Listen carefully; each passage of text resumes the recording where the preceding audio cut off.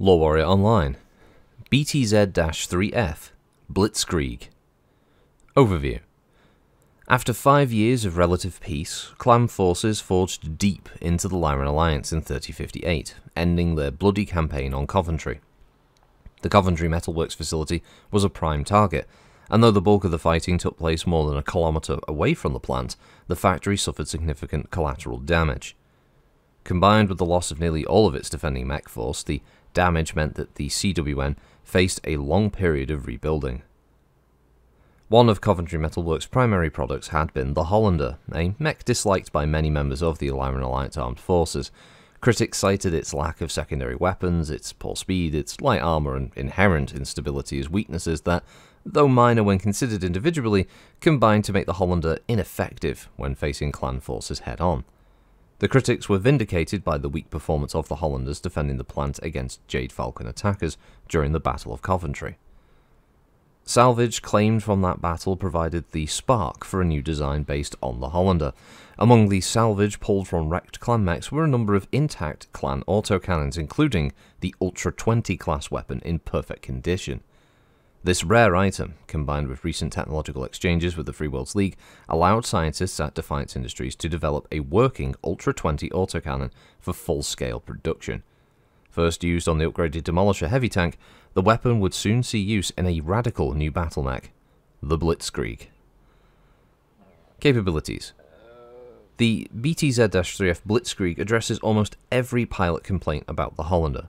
First and foremost, a massive 350XL engine drives the mech's 50-ton frame at speeds of more than 100 kph, allowing the mech to outflank all but the fastest opponent. This speed is vital because the Defiance Thunder Ultra 20 autocannon, the only weapon this mech has only half the effective range of the Hollander's Gauss rifle. However, with a potential damage curve more than twice that of the Gauss rifle, the autocannon can slice target mechs in half in a matter of seconds, especially if the Blitzkrieg circles behind its target to hit the weaker rear armour. The Blitzkrieg is also tougher than its predecessor, with a stronger chassis and almost twice the armour protection. Combined with its high speed, it makes the newer mech much more likely to survive contact with the enemy. Designers were also careful about the placement of the huge cannon on the mech's frame.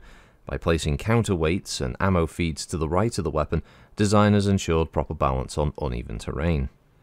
Despite the improvements though, the Blitzkrieg has only a single weapon system, and when it runs out of ammunition, which it tends to do rather quickly, it must retreat behind friendly lines for resupply. Given its other design advances, however, the need to resupply is a minor weakness in an otherwise devastating fast-strike mech. Deployment. Because of cost overrun and other delays, the Blitzkrieg is still not in full-scale production. A lance of the new mechs have been shipped to the 24th Arcturan Guard on Barcelona for field testing, full-scale production due to begin in the fall of 3061. The Free Worlds League will have the option of purchasing up to 25% of all Blitzkriegs manufactured on Coventry. Right, so this is a 50-tonner chassis known as the Coventry BTZ-7. Its power plant is a 350 Magna XL with a cruise speed of 76 and a max speed of 119 kph with no jump jets. Its armour is Lexington Limited high-grade ferrofibrous again, and its armament is a single Defiance Thunder Ultra AC-20 autocannon. It's manufactured by Coventry Metalworks on Coventry. The communication system is the Tharhes Muse 54-58K, and its targeting and tracking is the Cyclops 9B. Yeah, then you see it. Now you've been seeing it the whole time I've been reading this. The art it's a thing. Whether it's a thing of beauty or not, I don't know. I truly believe that is in the eye of the beholder in this case. It's a mech that can walk 7, run 11 with, again, 10 double heat sinks, more than enough to keep it under heat for this thing. Its armour is 8 on the head, 17 on the centre torso, 5 on the rear, 13 on the right and left torso with 4 on the rear, 10 on the arms, and 16 on the legs. It's a mech that doesn't have arms, but much like the Cicada, it has arms for the purpose of hit locations, basically, as far as the rules are concerned. The Ultra 20 is located split between the left and centre torso, and the ammo is entirely located in the right torso, giving it 20 shots, believe it or not. It's in single shot, means 20 rounds of fire, and obviously in ultra mode, if you're getting double tapping that bugger, then you're getting still 10 rounds of fire. That's a lot of firepower. Much like the Hollander, it's one of those mechs that look great on paper, but would probably underperform. It's one of those mechs that it has to get in close to really be effective with this weapon system. So it's the epitome of glass cannon. It gets close, and then it's all down to that die roll. Whether if you hit and you're double tapping, by God, it's terrifying. It's instant death for some machines.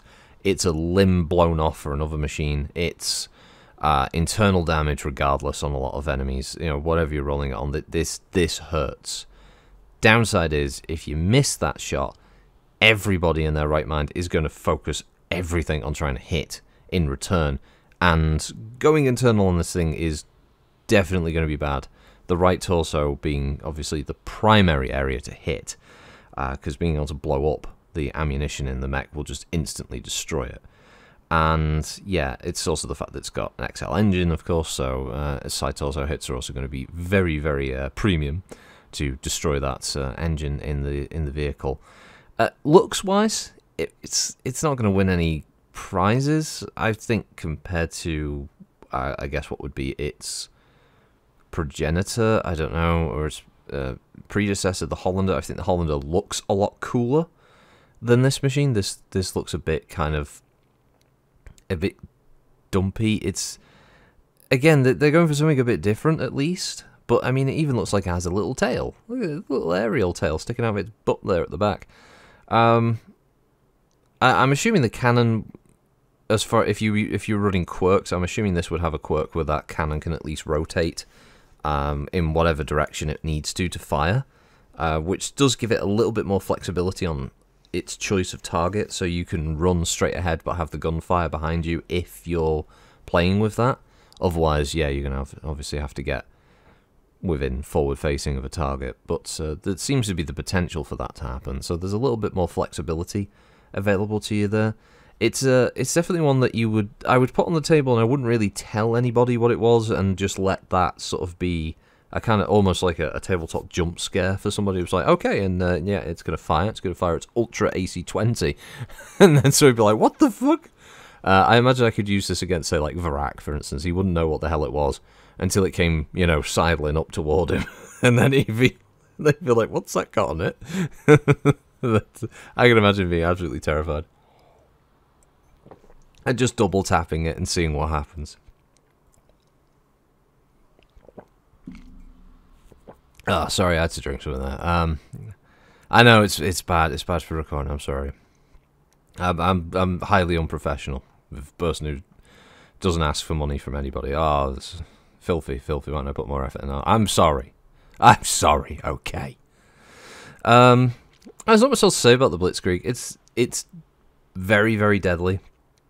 It's also very, very vulnerable. Its armor is, yeah, lacking in some places, definitely. It can't take much fire before it's going to go internal. It doesn't even run particularly fast. 11 sounds great in a straight line, but taking turns and stuff into account, it probably can't get very far very fast in some cases. Depending on the terrain, it could actually struggle. And that's where it would have its biggest weakness. Its vulnerabilities would definitely be on show there.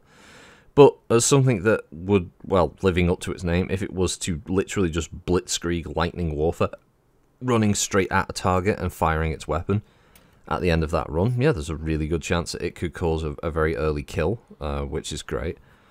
And yeah, it could just sidle on past maybe in the following turn if terrain permits. It could just run all the way away and then come back for another run on like turn 3 or 4. So yeah, potential there, but it's also potential for it to get easily killed. But yeah, we'll leave you that one. Thanks for listening. As always, that was the Blitzkrieg. Have a good week all, and I'll catch you for the next one. Bye bye.